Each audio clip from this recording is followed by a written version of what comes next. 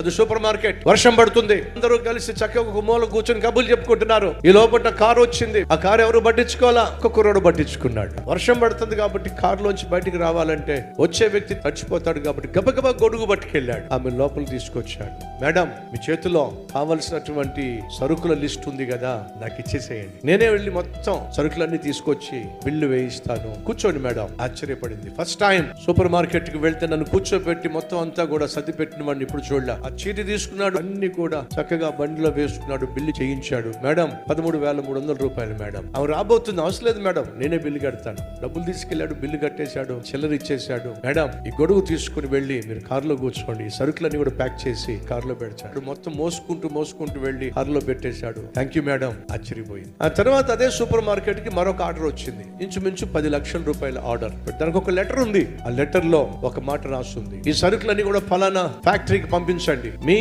Shop లో పనిచేస్తున్నటువంటి రమేష్ అనేటటువంటి ఆ వ్యక్తితో మాత్రమే పంపించండి. అంతేకాదు ఆ కుర్రవాడిని ఇక మీదట నా కంపెనీలో నేను జాయిన్ చేయించుకుంటాను, అతను నా దగ్గరే పనిచేస్తాడు. మీకు ఇష్టమైతేనే నా సరుకులు పంపించండి, లేకపోతే మీ సరుకులు అవసరం లేదు. 10 లక్షల రూపాయల ఆర్డర్ ని ఈ 10,000 రూపాయల కుర్రోడు కోసం ఎందుకు పోగొట్టుకుంటానని చెప్పేసి వెంటనే సరుకులన్నీ ప్యాక్ చేయించేశాడు, ట్రక్ తెప్పించేశాడు, సరుకులన్నీ ఆ కుర్రోడిని ఇచ్చి సప్లై చేసి పంపించేశాడు. ఇచ్చిన అడ్రస్ అంతా వెతుక్కుంటూ వెళ్ళాడు. మేడం పేరు ఉంది. ఆ మేడం చూడడానికి వెళ్తే ఆ మేడం ఎవరో కాదు, ఆ ఫ్యాక్టరీ మొత్తానికి మేనేజింగ్ డైరెక్టర్. మేడం, మీరు సరుకులు కావాలని అడిగారట, నేనే పట్టు రావాలని చెప్పి ఆశించారట. అవును బాబు, నన్ను గుర్తుపట్టావా? మేడం, ఆ రోజు మీరు వర్షంలో వచ్చారే, ఆమెనే నేను. చాలా సంతోషం మేడం, మళ్ళీ మిమ్మల్ని చూడడం. చెప్పండి మేడం, ఏ పని ఇచ్చినా నేను చేస్తాను మేడం, అందుకేగా నిన్ను నేను కావాలని కోరుకుంది. రా, నువ్వు ఏ ఉద్యోగం చేయాలో చెప్తా. అలాగే మేడం. నడుచుకుంటూ పక్కన క్యాబిన్ కి వెళ్ళింది. పేరుంది అక్కడ, mister Ramesh, general manager of the company.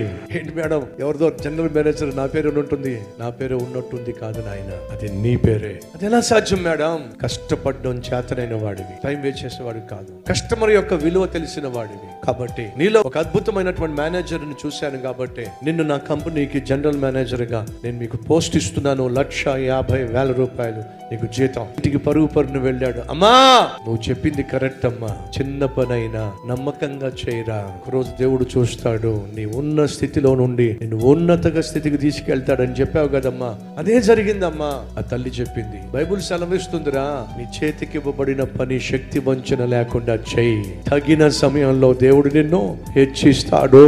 నువ్వు అనుకున్నది జరగలేదని, అనుకోనివన్నీ జరిగిపోతున్నాయని నిరుత్సాహపడి నిరసించిపోయి నీ చేతిలో ఉన్నటువంటి పనిని నిర్లక్ష్యం చేస్తే ఇంకా పాడైపోతావు, ఉన్నది పోగొట్టుకుంటావు.